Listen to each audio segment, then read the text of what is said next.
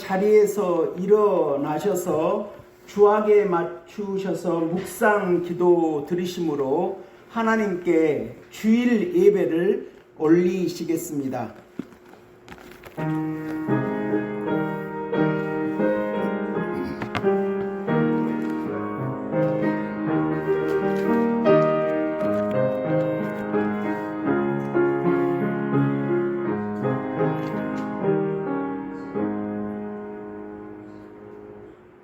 너희는 예루살렘 거리로 빨리 다니며 그 넓은 거리에서 찾아보고 알라.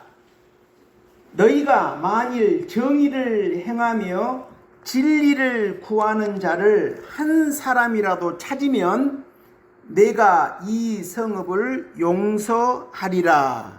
아멘. 사랑의 하나님 아버지, 찬송과 감사와 영광을 올리옵나이다.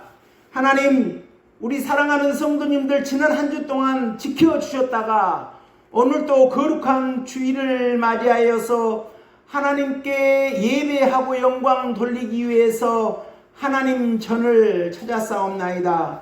하나님, 우리 성도님 한 심령 하나님께서 붙잡아 주셔서 이 시간 영적으로 하나님을 반드시 만날 수 있는 하나님의 복을 허락해 주시옵소서. 특별히 오늘 우리 반주자 김지사님께서 돌아오셨습니다. 하나님 영광 받으시옵소서. 하나님 이 심령을 하나님께서 축복하여 주셔서 사명을 회복할 수 있도록 하나님 주장하옵소서. 예수님 이름으로 기도합니다. 찬송가 47장 찬송하십니다.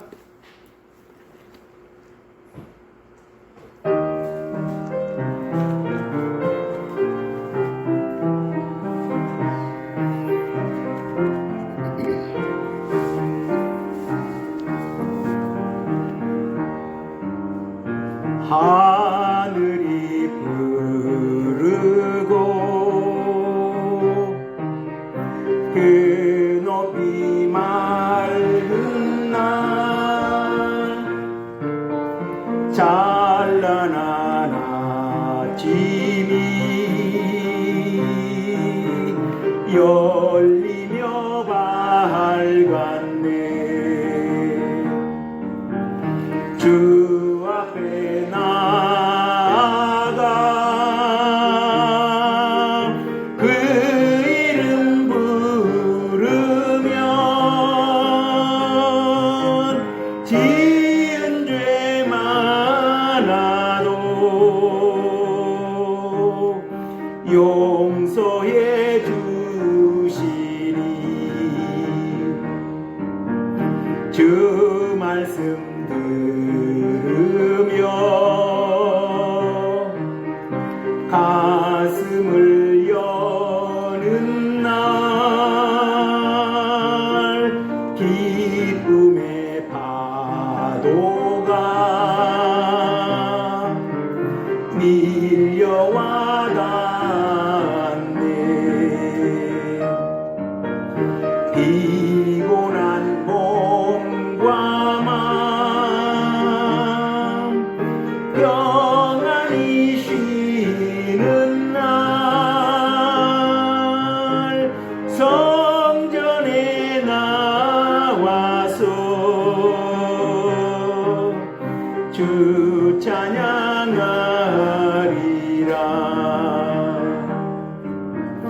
걱정과 근심이 없어진 좋은 날 새로운 소망이 솟구쳐 오르네. 생명의 양식을 땅에서 맛보며 하늘의 은총을 넘치게 주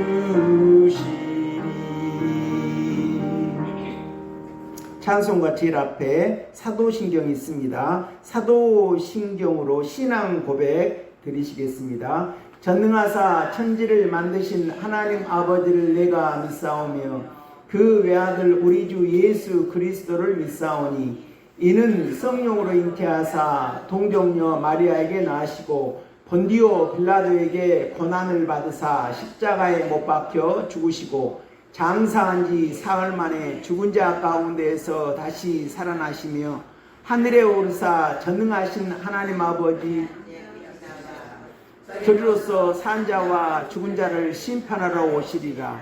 성령을 믿사오며 거룩한 공회와 성도가 서로 교통하는 것과 죄를 사하여 주시는 것과 몸이 다시 사는 것과 영원히 사는 것을 믿사옵나이다. 아멘. 교독은 13번 시편 23편입니다.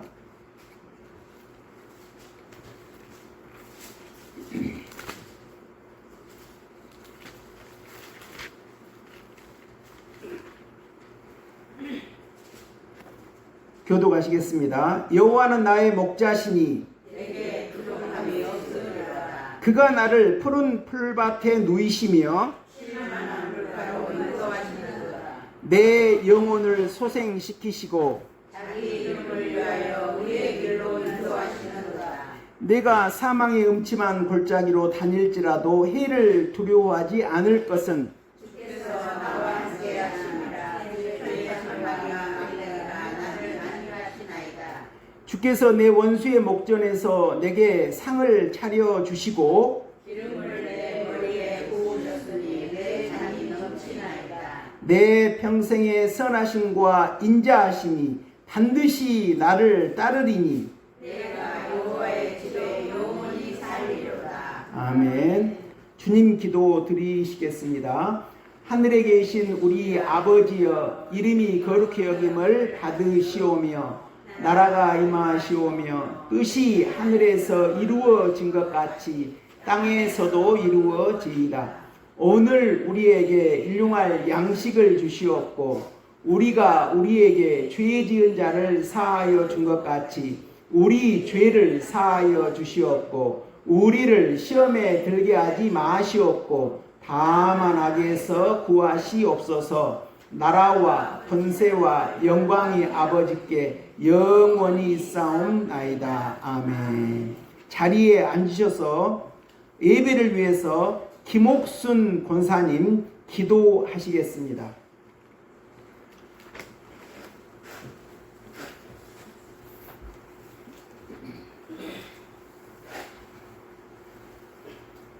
살아계셔서 우리의 생사하고 주관하신 삼사랑의 하나님 감사드립니다. 오늘도 복생을 허락하여 주시고 주님의 나와 찬송과 기울여서 예배드리게 해주신 것 또한 진심으로 감사드립니다.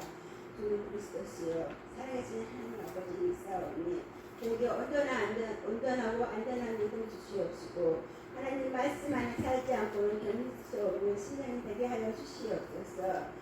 늘 마음으로는 하나님 말씀을 새겼다 하면서도 내 안에 불자권을 내 것을 내버리지 못하고 내 죄의 어둠 속에 살고 있사옵나이다.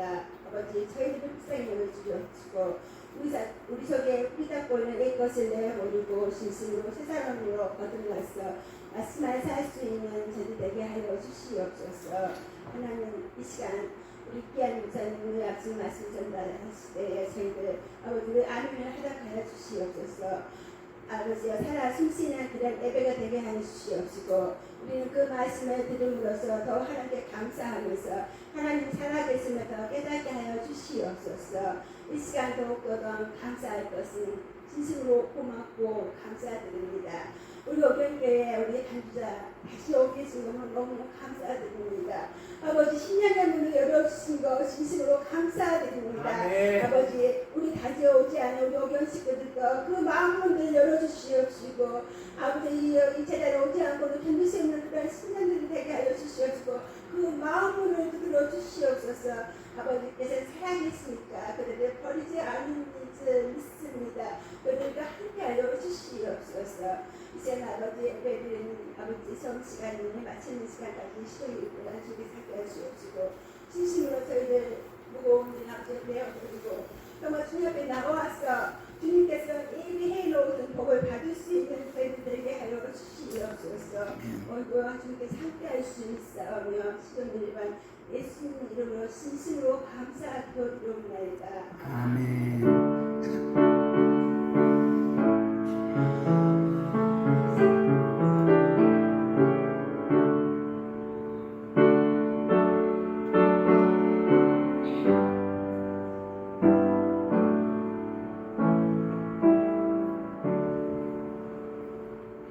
찬송가 403장 찬송 드립니다.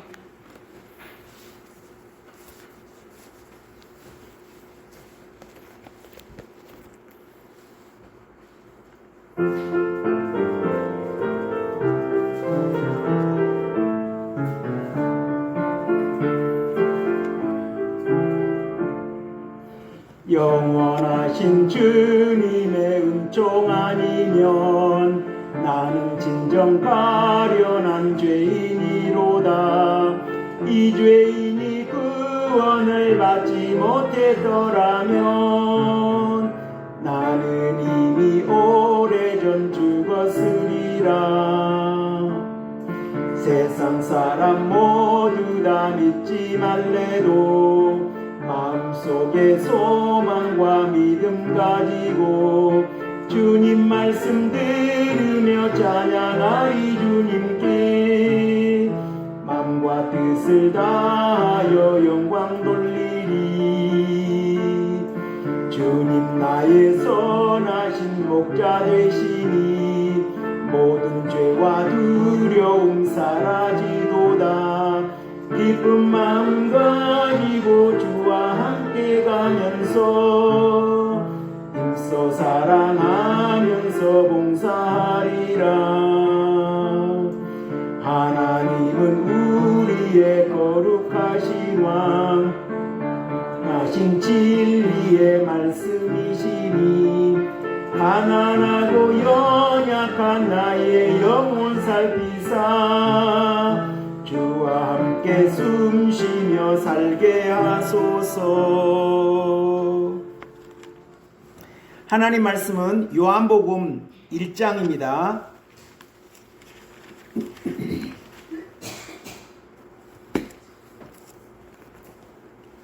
요한복음 1장 12절부터 18절 말씀입니다. 142면입니다. 제가 하나님 말씀 봉독하겠습니다. 영접하는 자 곧 그 이름을 믿는 자들에게는 하나님의 자녀가 되는 권세를 주셨으니 이는 혈통으로나 육정으로나 사람의 뜻으로 나지 아니하고 오직 하나님께로부터 난 자들이니라. 말씀이 육신이 되어 우리 가운데 거하심에 우리가 그의 영광을 보니 아버지의 독생자의 영광이요 은혜와 진리가 충만하더라. 요한이 그에 대하여 증언하여 외쳐 이르되 내가 전에 말하기를 내 뒤에 오시는 이가 나보다 앞선 것은 나보다 먼저 계심이라 한 것이 이 사람을 가리킴이라 하니라. 우리가 다 그의 충만한 데서 받으니 은혜 위에 은혜로라. 율법은 모세로 말미암아 주어진 것이요 은혜와 진리는 예수 그리스도로 말미암아 온 것이라. 본래 하나님을 본 사람이 없으되 아버지 품속에 있는 독생하신 하나님이 나타내셨느니라. 아멘. 성도님들 반갑습니다. 사랑하고 축복합니다. 오늘 이 본문에 따른 말씀의 제목은 요한복음 1장 14절에서 예수님은 은혜와 진리가 충만하더라 하는 그 말씀에서 은혜와 진리, 예수님을 상징하는 그런 표현들이 많은데 은혜와 진리도 예수님에 대해서 말씀하시는 이런 표현입니다.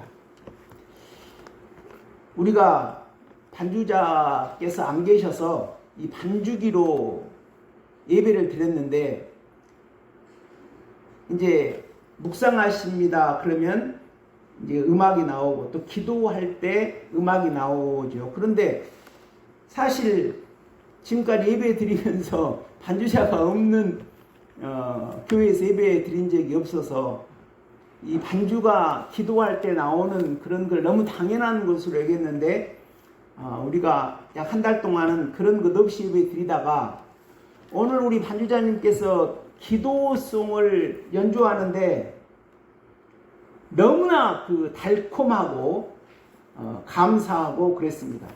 오늘 반주자님이 딱 오시는데 눈물이 울컥하는 거예요. 저는 김재현 집사님은 바로 오실 줄 알았습니다. 그래, 어제도 제가 먼저 가서 찾아뵐까? 어머니한테 전화 안 하고 바로 가서 제가 새로 부임한 목사입니다 이렇게 말할까? 그러다가 그만두었습니다.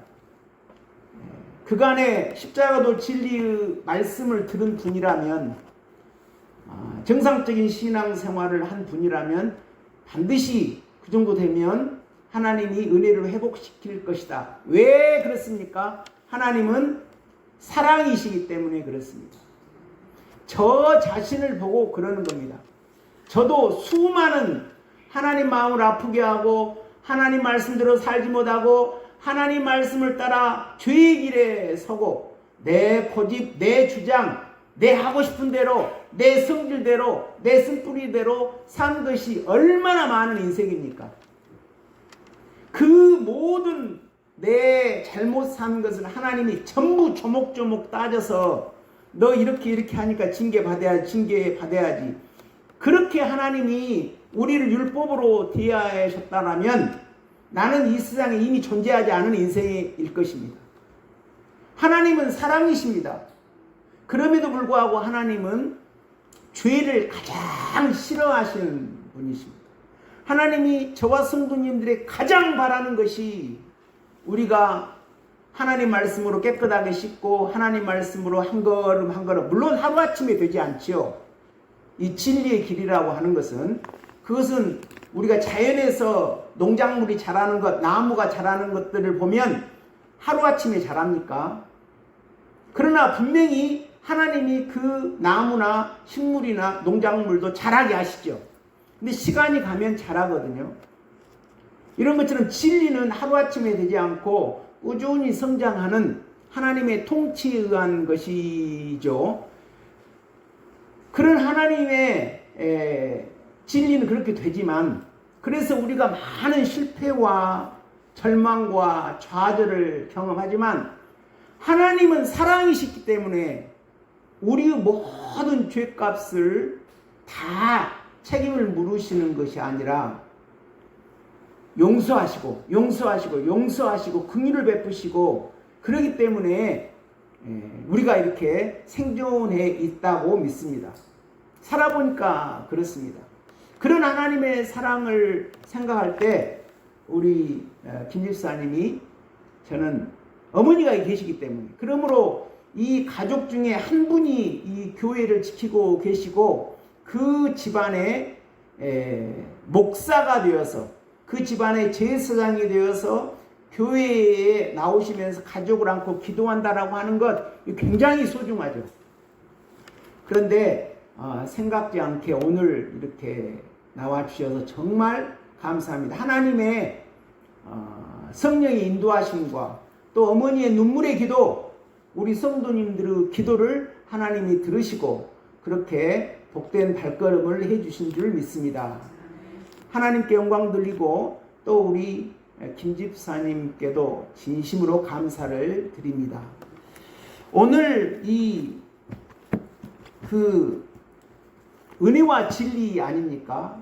성경은요, 이제 조금 성경을 이해하게 되면 모든 성경 말씀이 전부 예수님에 관한 이야기거든요. 이 구약의 그 모든 이야기, 실제로 요한복음 5장에서도 모세가 모세오경을 기록한 것 전부 나에 대한 기록이다. 이렇게 예수님이 직접 말씀하고 계시거든요. 근데 처음에 성경을 읽으면 그렇게 보이지 않죠. 그리고 예수님이 그 유대인들에게 너희들이 영생을 얻기 위해서 성경을 보는데 그때 당시는 신약이 없었습니다. 구약만 있을 때죠. 예수님 당시니까. 근데 그 모든 성경이 곧 예수님 나에 대한 이야기다 이렇게 말씀하셨거든요.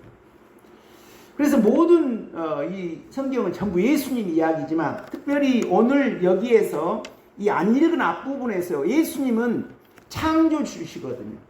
이 성경에서 요한복음을 기록한 분이 사도 요한이죠. 통상 이렇게 말합니다. 요한 사도가 가장 영적 세계를 깊이 이루셔서 끝까지 교회를 지키신 사도라고 이렇게 말씀하시죠. 그러니까 이제 그릇이 다르죠. 바울 사도, 베드로 사도, 요한 사도 그릇이 좀 다르죠.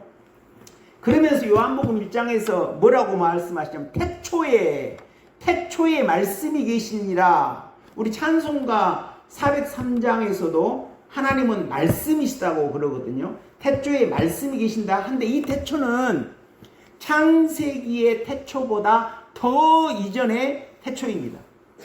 왜 그러냐면 이 창세기도 하나님께서 천지 만물을 창조하셨을 때 예수님이 그 분부에 따라 아버지 하나님의 명령에 따라 아버지 하나님, 예수님, 성령 하나님께서 같이 온 우주 만물을 창세기에 창조하셨거든요. 그러면 그 창조 시점 이전에 그 시점이 바로 요한복음 1장 1절이죠. 태초에 말씀이 계시니라. 이 말씀이 하나님과 함께 계셨다. 말씀이 하나님과 함께 계셔요. 그러니까 하나님이 아닌 별도의 말씀이죠. 근데 그 말씀이 곧 하나님이에요. 곧 이건 예수님을 말씀하고 계시는 거죠. 그러면서 이 만물이, 이 모든 우주 만물이 예수님으로 말미암아 지은 바 되었다. 곧 예수님 인간의 몸으로 오신 분이기도 하시지만 창조주다. 이런 분입니다. 그래서 예수님이 하시는 일 중에 하나가 태초에 창세기 때 온 우주 만물을 창조하시기도 했지만 특별히 예수님은 우리 심령을 깨끗하고 더러운 것들을 청소해내고 씻고 우리 속에 들어있는 불순종, 하나님 이렇게 하면 좋겠다라고 성령으로 감동해줘 안 들어요. 불순종, 저를 보니까 그래요. 고집입니다. 그런 것까지 예수님이 오셔서 무너뜨려 주시거든요. 그래서 부드러운 마음, 이러한 우리 심령을 새롭게 창조해 주시는 창조주십니다. 그러므로 우리가 이 은혜와 진리 되신 예수님을 순종해서 예하고 정상적으로 인생을 반듯하게 예수님을 향해서 가면 우리 심령이 예수님의 성품을 닮아내는 놀라운 변화가 이루어집니다. 목사님, 저는 그렇게 안 되는데요. 열심히 안 해서 그런 줄로 믿습니다. 정말 이 성경 말씀이 어떤 뜻인가, 이 진리의 세계가 어떤 것인가 하는 것을 깊이 묵상하면서 결단하고, 나도 저 목사님처럼 또 서울 목사님처럼 이런 신앙생활을 하고 싶다라는 결단을 하고, 하루아침에는 안 되지만 꾸준히 가면 어떤 사람도, 과거에는 제사장이나 왕들이나 특별한 사람들만 그런 진리의 세계를 허락해 주셨지만, 그러나 지금 신약시대 이후로는 누구나 하나님 말씀을 사모해서 그 길을 똑바로 가면 은혜도 받고 진리도 받는 그런 세계로 갈 줄 믿습니다. 왜 그렇게 자신있게 말씀드릴 수 있습니까? 제가 살아보니까 그렇더라고요. 제가 살아보니까. 저는 우리 총회 25살 올 때 우리 총회 평신도 꼴등하는 것이 신앙 목표였어요. 진짜입니다. 기도 한마디 할 수 없었습니다. 그런데 하나님 따라서 순종하고 가다 보니까 하나님은 나는 이만큼만 나는 이만큼만 되면 좋겠다 했던 것을 하나님은 이보다 훨씬 더 많이 더 시간을 단축해서 이루어 주시는 그런 사랑의 하나님이셨다. 이렇게 고백드릴 수가 있거든요. 하나님은 사랑이기 때문에 그러신 줄 믿습니다. 그래서 우리가 은혜와 진리 여기서 쉽게요. 예수님의 은혜는 뭘까? 좀 실질적으로요. 성도님들 심령이 답답할 때, 인생에 어려움이 왔다거나 아니면 성도님들이 어떤 이웃과 싸웠다거나 아니면 싸우진 않았다 하더라도 섭섭한 일이 나가지고 속이 부글부글하고 심령이 막 파도가 칩니다. 그럴 때 성도님들이 기도하시는 거죠. 아, 내가 이거 잘못했어. 그럼 편안해지죠. 그것은 왜 그러냐면 예수님이 그 더러움을 안으시고 예수님 피로 씻으셨기 때문에 그렇습니다. 그것이 바로 은혜입니다. 이 은혜라고 하는 것은 다시 말하면 예수님의 피입니다. 피. 예수님의 피. 그러니까 예수님의 피는 이 우주에 흘고 있는 거죠. 그래서 누가 그 믿음을 가지고 자기의 죄를 가지고 예수님 가서 자복하고 시인하면 예수님 피로 씻어주시거든요. 그것이 은혜입니다. 은혜는 뭐라고요? 예수님의 피입니다. 죄를 씻어주는 예수님의 피. 죄를 용서해 주시는 예수님의 피입니다. 그럼 누가 그 은혜를 맛볼 수 있습니까? 여기 본문에 그러죠. 12절에 영접하는 자. 예수님을 우리 주님으로 영접하는 자에게 그 복이 역사하는 것입니다. 이게 놀라운 거죠. 이 영접한다라고 하는 것. 예수님이 하나님의 아들이고 하나님으로 믿어진다라고 하는 것. 이것이 이 세상에서 가장 커다란 기적 중에 기적이죠. 이 복은 여기서 뭐라고 말씀하십니까? 성경에서 혈통으로나 육정으로나 아버지가 목사예요. 아버지가 장로님이에요. 아버지가 권사님이요. 이런다고 해서 그 자녀가 그 복을 받는 건 아닙니다. 혈통으로 안 된다는 거죠. 육적으로 내가 믿음이 있어서 자녀를 그렇게 기도해서 만들려고도 안 돼요. 우리 부모가 자식을 이 몸뚱아리를 낳았지 마음 소국을 낳았냐, 어르신들이 이런 말씀을 종종 하시죠. 마음대로 안 돼요, 그것이. 근데 성경은 뭐라고 말씀하시냐면요, 혈통으로나 육정으로나 사람의 뜻으로 나지 아니하고 오직 하나님께로 난 자들이다.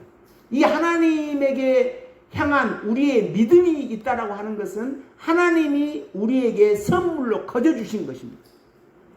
이게 참 신비롭죠. 이 믿음이 생긴다라고 하는 것. 근데 그 믿음이 하나님이 주신다라고 하는 것. 저는 이 말씀이 개인적으로 우리 아버지의 구원과 연관이 있었습니다. 언제 자세하게 그런 이야기를 한번 드릴 수 있는 기회가 있겠지만, 아버지가 유교 골수고 초등학교 교장 선생님 하시고 정년퇴직 하시고 교회 다니라고도 안 듣습니다. 제 말을. 어머니는 바로 교회 다니는데. 그런데 아버지가 이제 그 식도암 판정을 받고 이제 제가 갈수록 중환자례식 하는데, 그때는 뭐 우리 유전래 권사님은 제가 중환자실 배를 누르고 들어갔습니다. 아버지는 수술을 했기 때문에 들어가도 못하고 유리창을 하루에 30분만 열어줘요. 유리창을 30분만. 그래서 제가 간호사님한테 A4지 한 자로 두꺼운 글씨로 아버지 예수님 믿으세요 라는 종이를 두껍게 써가지고 아버지 눈에 보여드리게 해야 되려고 했는데 간호사 만나지도 못하고 갔어요. 그럴 때 내 마음이 어떻겠습니까? 제가 천국과 지옥을 아는데 교회에 막 다녔을 때는 그것이 확실치 않았습니다. 그러나 은사를 경험하고 나서는 천국과 지옥을 내가 확실히 아는데 우리 아버지 예수님 안 믿고 가면 지옥 가겠네. 미쳐버릴 것 같아요. 내가 천국에 간다고 하더라도 내가 가장 사랑한 우리 아버지, 저는 하나님 앞에서 고백드리는데요, 내가 내 인생 가운데 모든 사람을 통틀어서 나는 내 아버지를 가장 사랑했습니다. 그것은 왜 그러냐면 아버지가 교회에 안 다니까 내가 아버지 영혼을 잡고 끝까지 기도했거든요. 그러다 보니까 그 사랑의 그 힘이 내 능력이 아니라 하나님이 계속 그 사랑할 수 있는 힘을 공급해 주시는 거예요. 공급해 주시고, 하나님이 공급해 주시고, 아버지를 나보다 더 사랑하시기 때문에 공급해 주시는. 그래서 그 하나님이 공급해 주시는 힘 때문에 아버지를 사랑하니까 내가 우리 집사람하고 결혼하기 전에도 뭐 이성을 좋아하는 그런 청년 때는 그런 게 있었지 않습니까? 그런 거에 다 포함해서 모든 사람을 통합해서 다 아버지를 제일 사랑했던 것 같아요. 그 내 힘이 아니라 하나님이 뒤에서 내게 그런 사랑의 힘을 불어넣어 주셨기 때문에. 지나놓고 보니까 그래요. 성도님들도 이런 사랑의 힘을 얻기를 우리 주님의 이름으로 축원드립니다. 그래서 그 사랑으로 남편은 자식, 사랑하는 사람을 위해서 기도해야 됩니다. 그것이 우리 예수님 믿는 사람의 하나님이 주신 사명입니다. 그러던 차에요. 제가 그때는 학교에 있었을 때 이 성경을 보는데 이 부분 12절 13절이요. 형광펜으로 한 것처럼 빛으로 확 내게 눈에 확 비치더라고요. 그래서 특별한 말씀이에요. 아, 그렇지. 내가 몸부림쳐서 되는 게 아니라 하나님 아버지께서 내 아버지를 사랑하는 그런 것을 허락해 주시고 믿음을 주시고 하나님이 하늘에서 역사해 주셔야 아버지가 예수님 믿고 믿음을 갖겠구나 하는 그러한 생각. 그때 제가 이제 학교 조직에 있으니까 중요한 일은 결제를 받지 않습니까? 결제를 받아야 됩니다. 그렇죠. 내가 뭐 학사 같은 것들은 이제 내 나름대로 의무적으로 내 맡은 권한에 살 수 있지만 뭐 돈과 관련되는 거랄지 교육부와 관련되는 그런 문제 같은 거는 반드시 윗분들하고 상의해서 그분들의 결제를 맡아야 되죠. 그 결제를 안 맡으면 내가 직무유기입니다. 내가 할 수 있는 일, 내 권한을 넘어서는 일, 내 권한을 넘어서는 것은 반드시 총장이나 이사장님께 그거를 결제 서류로 만들어갈 결제를 맡고 일을 해야 됩니다. 우리 신앙도 마찬가지라는 거죠. 이 본문이 확 들어오면서 아버지의 구원은 내게 있는 게 아니라 하나님 아버지께 있구나 이 말씀입니다.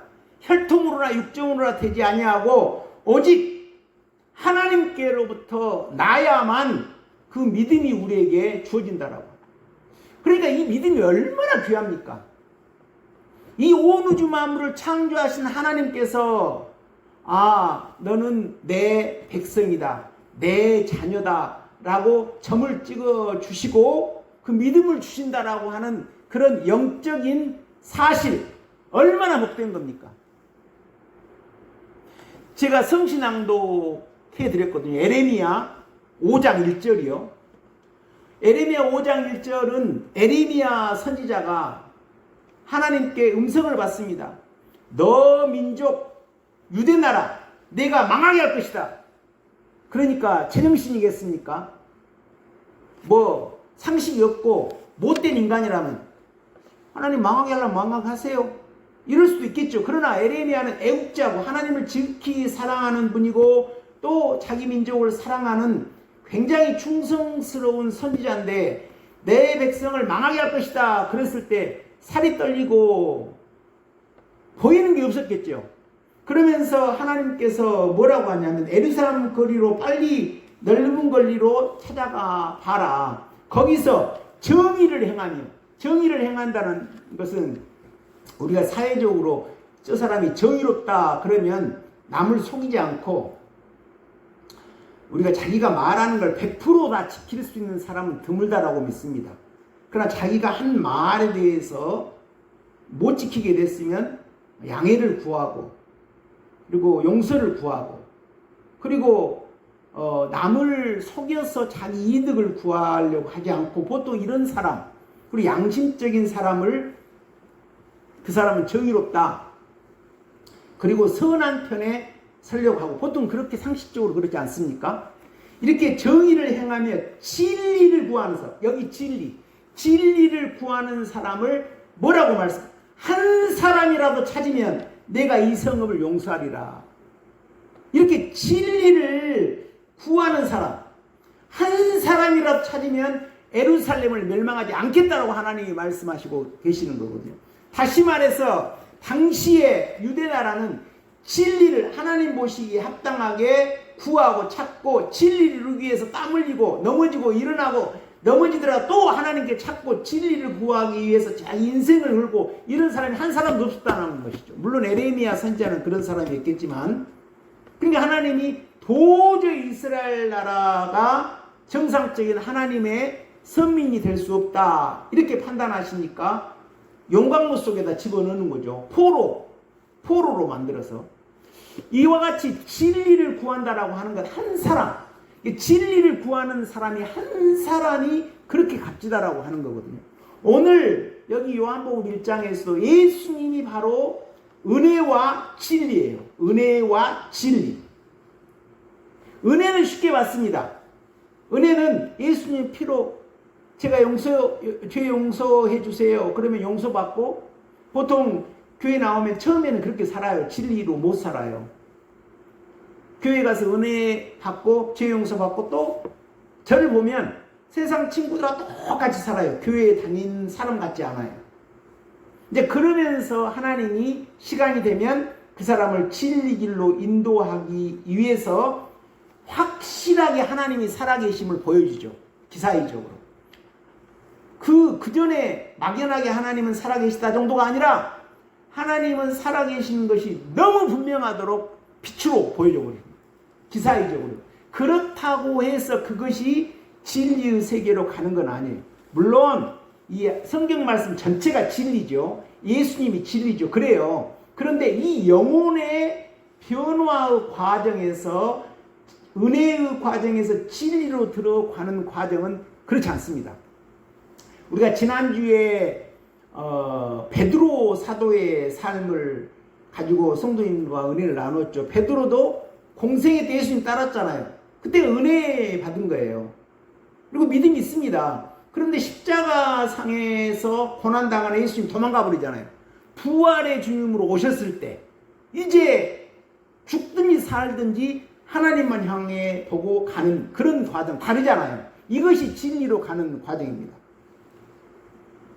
사도 바울도 예수님을 빛으로 영접하고 다메섹선상에 눈이 멀어버리는 그런 충격 가운데 광야로 들어가고 고향에 가서 자기의 죄와 싸우는, 그것도 바울 사도의 힘으로 한 겁니까? 아니죠. 예수님이 심령에 말씀을 심어주심으로 그 예수님의 능력으로 로마서 5장, 6장에서 죄를 무너뜨리고 7장에서 자기를 무너뜨리는 그런 세계, 이것이 진리의 과정이거든요.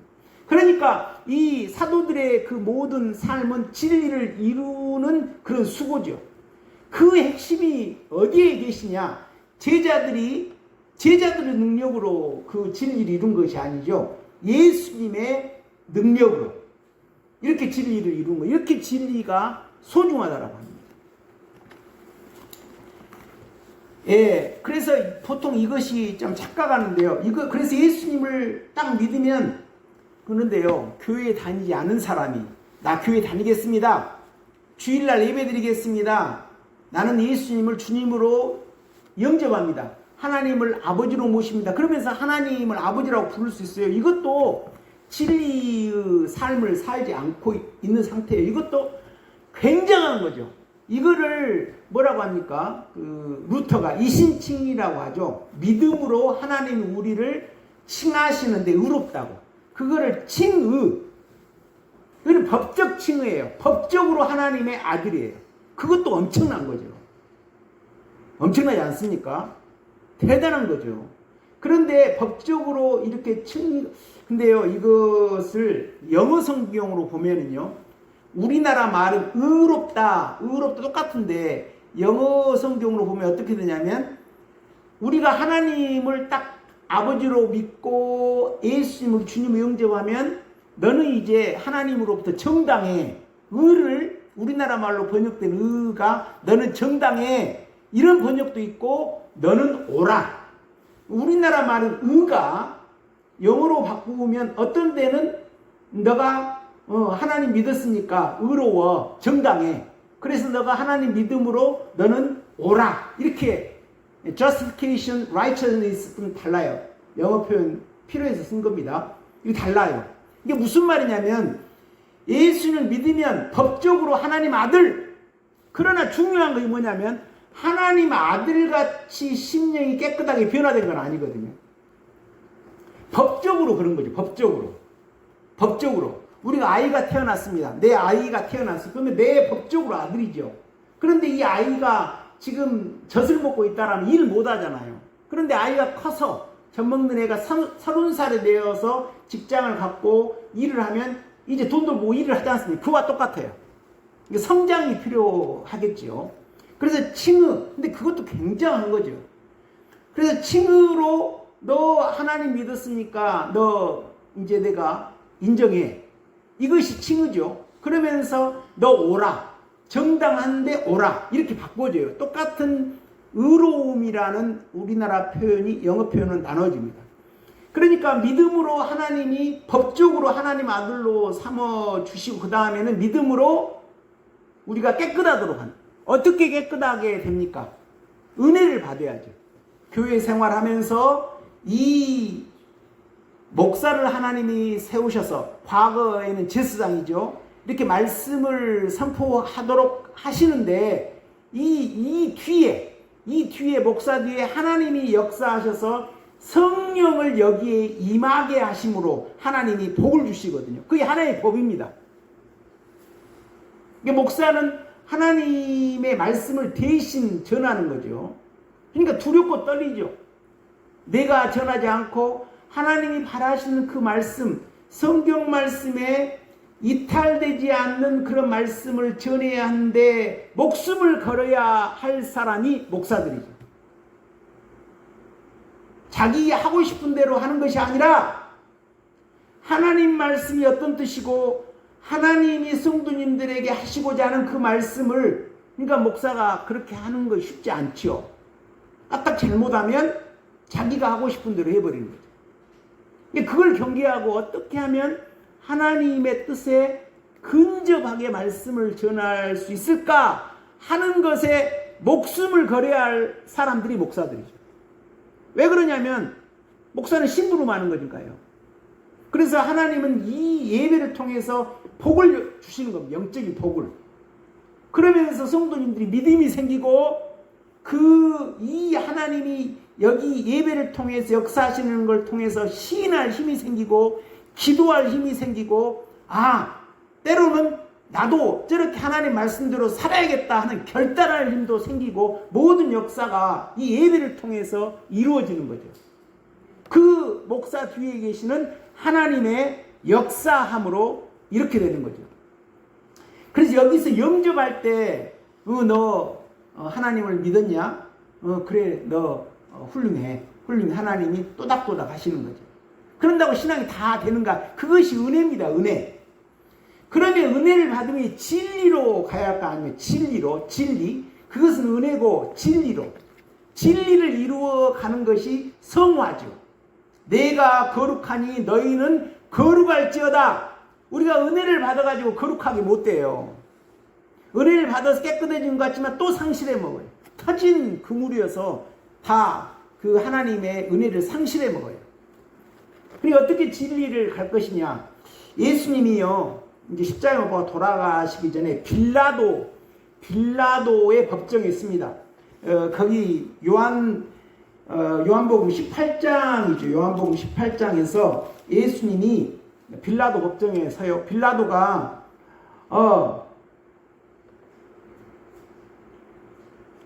그러니까 예수님이 빌라도에게 뭐라고 하냐면 내가 온 것은 진리에 대해서 증언하러 왔다. 예수님이 빌라도에 이렇게 말을 해요. 그리고 예수님이 말씀하시는 이 나라는 이 세상 나라, 지금은 정부는 우리나라 정부는 이재명 정부죠. 민주당이 정권을 잡아서. 그런데 예수님의 그 정부는 그런 세상 정부가 아니라, 물론 크게 보면 온 우주 만물은 하나님의 것이기 때문에 역사를 주관하시는 분도 하나님이고 모든 생사복을 주장하시는 분도 하나님이세요. 세상은 그 마귀가 모두 통치하는 그런 역사 마귀의 활동도 있지만 크게는 하나님이 통치하시는 분이죠. 그런데 여기서 예수님이 말씀하신 하나님 나라라고 하는 것은 우리의 심령, 팔복, 어떻게 하면 우리 속에 하나님 나라가 이루어지는, 그래서 로마로부터 해방되는 다윗 같은 통일왕국 그런 나라가 아니라 이 마음속에 우리의 죄가 은혜로 씻어져서 진리를 이루어감으로 우리 죄덩어리가 떨어져 나가고 파괴되고 우리 마음이 넓은 마음이 되어서 여기에 하나님 나라가 이루어진 이 나라를 위해서 왔다, 이렇게 예수님이 빌라도에게 말씀하고 계시거든요. 그러니까 빌라도가 무슨 말인지 모르죠. 그러면서 빌라도에게 예수님께서 뭐라고 말씀하시냐면 진리에 대해서 증언하러 왔다 그럽니다. 그러니까 빌라도가 진리가 무엇이냐 예수님께 물어봐요. 그러니까 예수님이 말을 안 하셔요. 왜 그러겠습니까? 말해도 모르니까. 그런데 진리가 무엇입니까?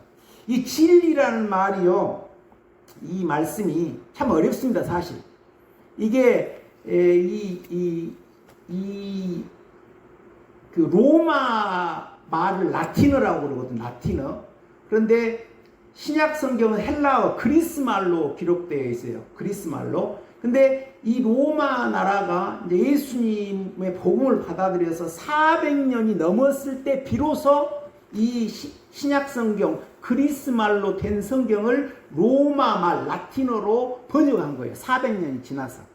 그래서 라틴어로 이 진리란 말은 베리타스예요. 베리타스. 제가 이 부분에 대해서 굉장히 연구도 많이 하고 묵상도 많이 했습니다. 보통 이 진리란 말을요, 중고등학생도 많이 써요. 베리타스. 그리고 대학교의 모든 교시는 베리타스입니다. 하버드 대학 교시가 베리타스. 진리. 서울대의 교시는 베리타스 룩스메아. 진리는 나의 빛. 전남대는 진리 창조 봉사. 기독교 대학의 전주대는 진리 자유. 진리예요. 근데 묘해요. 대학의 교시가 진리인데 요즘에 예수님과는 별로 상관없어 대학이. 그런데 가장 기독교 대학의 대표적인 하버드 대학의 오픈이 1636년이거든요. 그 하버드 대학 총장님이 목사님이셨는데 그분은 어떻게 학생들을 가르치고 싶었냐면, 여기 말씀한 빌라도에게 예수님이 너 진리가 무엇이냐고를 대답 않고 알려주지 않은 그 진리, 기독교인으로서 진리도 알고 또 동시에 세상의 이 학문 진리도 아는, 이렇게 기독교 엘리트이면서도 세상적으로 지식이 많은 그런 인재를 양성하기 위해 설립한 대학이 미국의 하버드 대학입니다.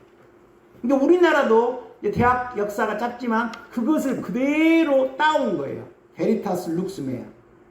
그러니까 진리는 마치 뭐가 같냐면요, 그러니까 대학에서 학생들이 공부하는 그런 과정과 닮았어요. 왜 그럴 수밖에 없냐면 이 심령의 세계도 하나님이 진리로 이루어가고 또 우주 만물도 하나님이 통치하시기 때문에 그래요. 그러니까 우리가 여기 옥연 교회 부근에는 전부 농사 이게 짓고 그러니까 이 농사 짓는 그런 것도 하나님께서 자연을 진리로 운영하는 그런 것이거든요.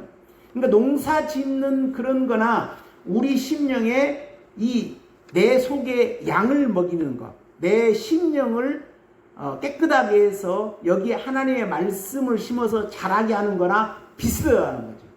그럴 수밖에 없는 것이 하나님은 하나님이시기 때문에 우주 만물도 통치하시는 분이고 우리 심령도 통치하시면서 우리 심령도 은혜도 받고 진리의 세계에도 이루어 가도록 하시는 분이기 때문에 그 모양이 비슷해요. 그런데 예수님은 빌라도에게 진리가 무엇입니까? 물었을 때 대답을 안 하시죠. 알려줘도 알지도 못하니까. 저도 이렇게 이해하기까지 오래 걸렸어요.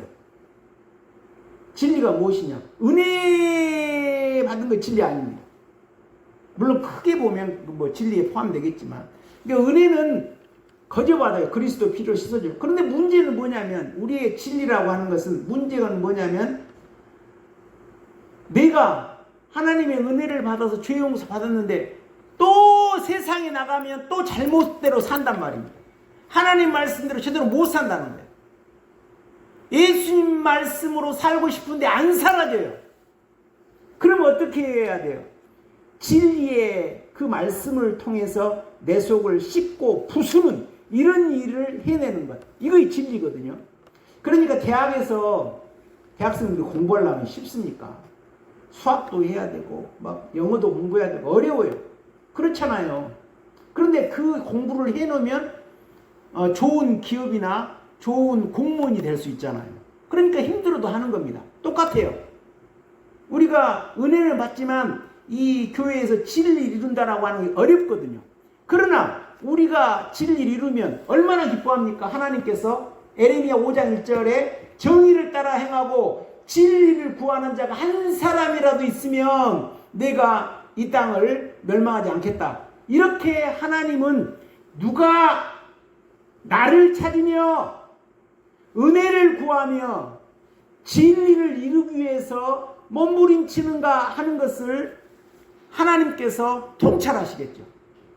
그러면 성도님들이 진리 이루기 어려워, 교회 신앙생활 하기 어려워, 이렇게 불평하기도 하지만 정말 우리가 그 고난을 감내하고 어려움을 뚫고 나가고 진리를 이루어가는 그런 심령이 된다라면 하나님이 하늘에서 보시고 여러 성도님 그냥 두시겠어요?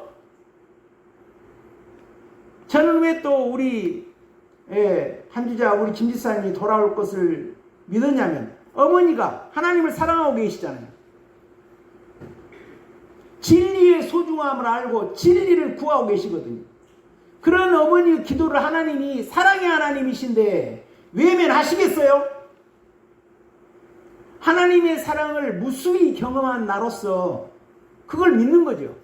저와 성도님들은 이런 하나님의 사랑을 믿는 믿음 있는 분들이 되시기를 우리 주님의 이름으로 축원드립니다. 이 은혜와 진리는 예수님의 본질입니다. 다 바꾸어 말한다라면 은혜와 진리는 예수님의 피와 살입니다. 예수님께서 뭐라고 말씀하시냐면요. 예수님께서 인자의 살을 먹지 않고 인자의 피를 마시지 않는 자는 나하고 아무 상관이 없다고 그랬어요. 예수님께서 인자의 살을 먹지 않고 인자의 피를 먹지 아니하는 자는 나와 아무 상관이 없다. 이렇게 말씀하셨거든요. 내 살은 참된 양식이요 내 피는 참된 음료로다. 그러니까 예수님의 피와 살을 먹는 자만이 예수님이 왕이 되는 거죠.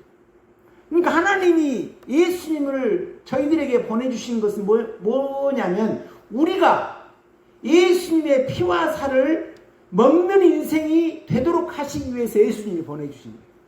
그럼 어떻게 우리가 예수님의 피를 먹습니까?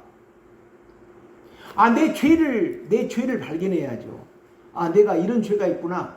근데 죄가 발견 안 돼요. 그런데 예수님은 어떤 분이냐면요. 창조주시고 예수님은 말씀이시고 예수님은 하나님이시지만 예수님은 빛이세요. 빛. 이런 빛입니다. 엄청난 빛입니다.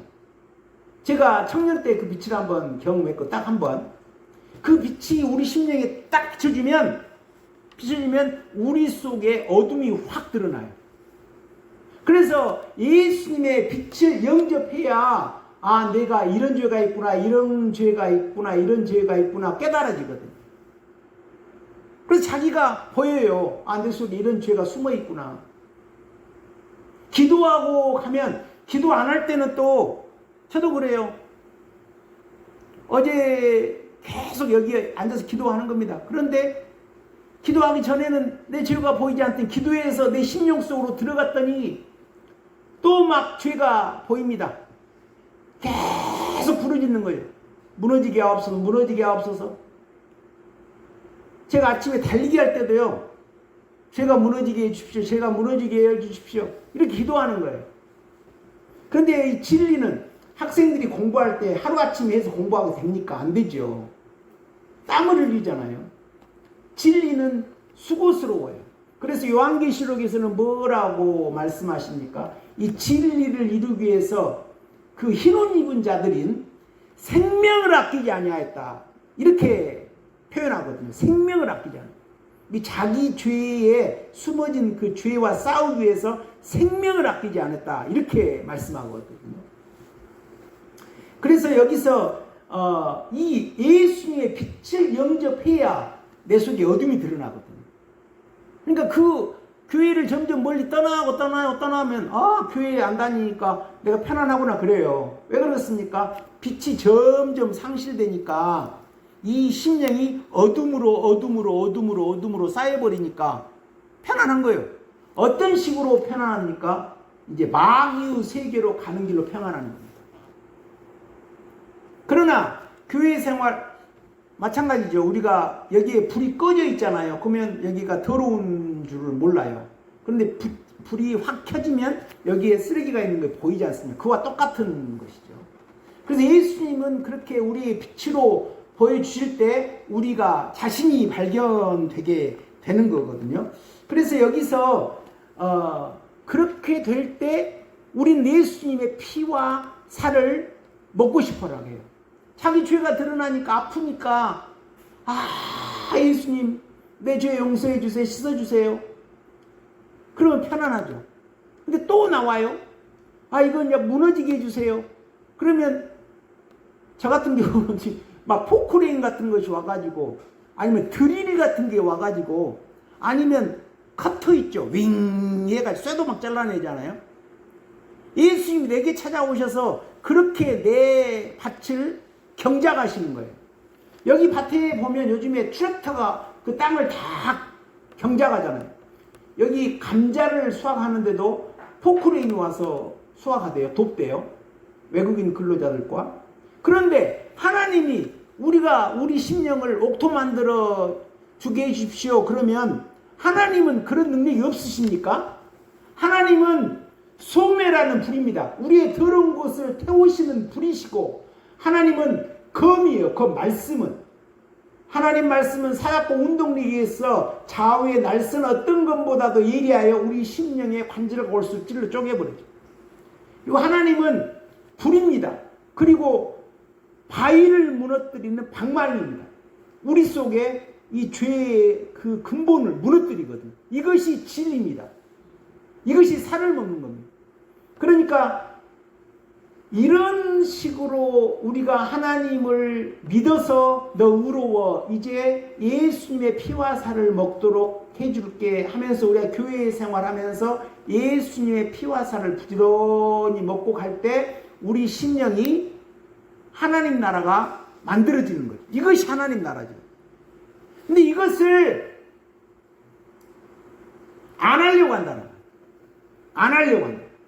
세상이 바쁘고 자기 하고 싶은 일이 바쁘고 세상은 열심히 하지만 이 그의 나라와 그를 구하는 하나님 나라에 대해서는 게을르다는 거예요. 그래서 하나님은 뭐라고 말씀하셔요? 그의 나라와 그를 구하라. 그러면 이 모든 것을 더해 주시겠다. 전능하신 하나님이 이렇게 말씀하시는 거 아닙니까? 저와 성도님들은 먼저 그의 나라와 그를 구하시기를 소망합니다. 그것이 정상적인 인생의 하나님이 택하신 백성의 방향인 거죠. 그런데 여기서 이제 이 율법은 모세로 말미암아 주어진 것이 은혜와 진리는 예수 그리스도로 말미암아 온 것이라고 17절에 말씀하고 있지 않습니까? 율법 이 출애굽기에서 모세에게 하나님이 율법을 주시는데 율법은 바울도 실패했고 율법으로 십계명을 주면서 이렇게 살아라. 사라집니까? 안 사라져요. 못 삽니다. 하나님, 내가 하나님이야. 내가 너희를 창조한 하나님이야. 너희들이 이렇게 살아. 예, 하나님. 그렇게 살아야죠. 안 사라져요. 그것이 율법입니다. 그런데 그렇게 살아야 돼요. 근데 안 사라져요.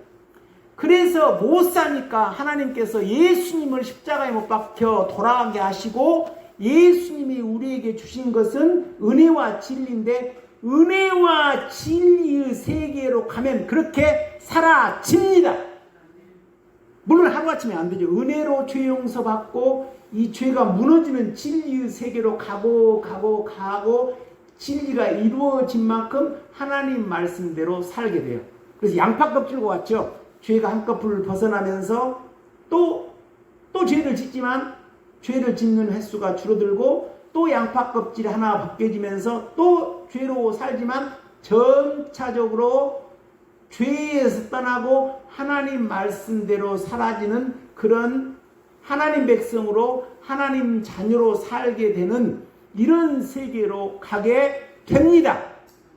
그것이 무엇으로 되냐면 예수님의 은혜와 진리. 그래서 17절에 뭐래요? 율법은 모세로 말미암아 주어진 것이요 은혜와 진리는 그리스도로 말미암아 온 것이다. 이렇게 되는 거예요.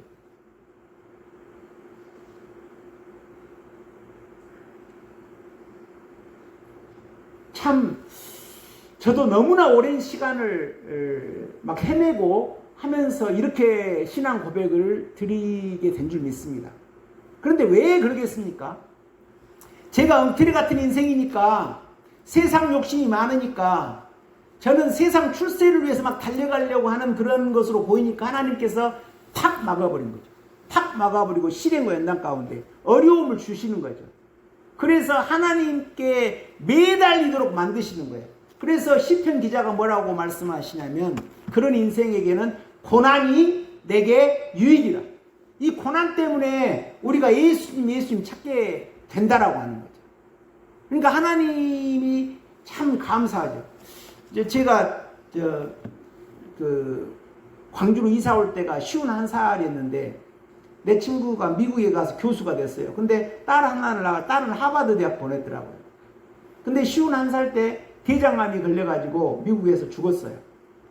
미국은 의료비가 비싸서 우리나라 같이 병원을 자주 못 가요. 굉장히 비싸서. 그래서 늦게 발견해가지고 대장암 말기가 돼가지고 51살에 죽었어요. 나는 그 친구가 부러웠거든요. 미국에서 공부해보고 싶은 욕심도 있었는데 저는 하나님께 막아버리셨어요. 도저히 할 수 없을 정도로. 교회에서 그냥 예배드리지 않으면 견딜 수 없도록 그렇게 만드셔가지고 그냥 교회 주여 하고만 살도록 하나님께 만드셨거든요. 근데 내 친구는 그렇게 부러웠거든. 근데 결과가 내가 그 친구 잘 죽었다 그런 말이 전혀 아니라 그래가지고 그렇게 되고 나는 또 학문 다 공부하게 했어요. 그리고 동시에 어떻습니까? 이 진리의 세계를 경험하고 이렇게 이루어가고 이런 삶을 맞도록 해주셨잖아요. 얼마나 감사합니까? 성도님 이런 복을 받으시기를 우리 주님의 이름으로 축원드립니다. 우리가 진리의 세계를 가는 인생, 얼마나 진리가 귀하면 예루살렘 거리에 단 한 사람이라도 진리를 구하는 자가 있으면, 그러니까 다시 말해서요, 하나님이 온 우주 만물을 창조하시고 모든 이 지구상의 인생의 주인이시기도 하지만 하나님의 가장 커다란 관심은 누가 진리를 이루고 가느냐, 이것이 하나님의 큰 관심이라고 하는 거죠. 은혜만 받고 멈추는가, 은혜를 넘어서 누가 진리를 받으려고 하는가. 그렇지 않겠어요? 여러분이 하나님이라고 하면 어떻겠어요? 누가 하나님을 찾고 사모하고 하나님께 찾고 전능하신 하나님인데, 역사를 주관하시고 생사화복을 주관하시는 하나님께서 누가 진리를 구하고 하나님을 사랑하는가, 이것을 보시지 않겠습니까? 그런 사람이 18절에요. 본래 하나님을 본 사람이 없으되 아버지 품속에 있는 독생하신 하나님이 나타내셨느니라. 이때 당시 이 예수님 당시에는 예수님 육체로 인간의 몸으로 오셔서 하나님 모습을 보여주신 것이죠. 그러면 지금 저와 성도님들은 어떻게 하나님을 봅니까? 저도 그것이 숙제였거든요. 제가 질문을 드려볼게요. 우리 한권사님 기분이 행복하시죠? 사랑하는 딸이 와가지고 같이 예배 드리니까. 저도 가장 커다란 소원이에요. 아버지 손, 어머니 손 잡고 같이 예배 한번 드려봤습니다. 저는 그렇게 하지는 못했습니다. 아버지가 임종 전에 예수님 영접하고 돌아가셔서 그것이 가장 큰 소원이었거든요. 그래서 우리 교회에 부모님과 같이 교회에 다니는 사람이 제일 부러웠습니다.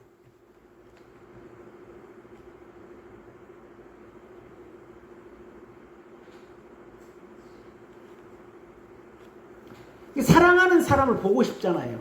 그렇지 않습니까? 자기가 제일 사랑하는 사람 보고 싶어요.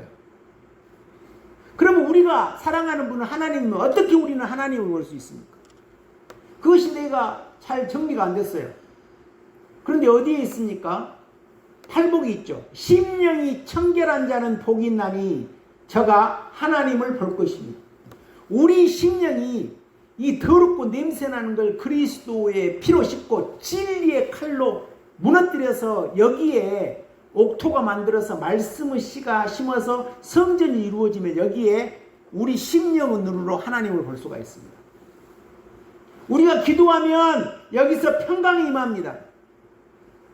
성전에 물이 흐릅니다. 내 죄가 씻어지고 무너지는 것이 영적 감각으로 느껴집니다.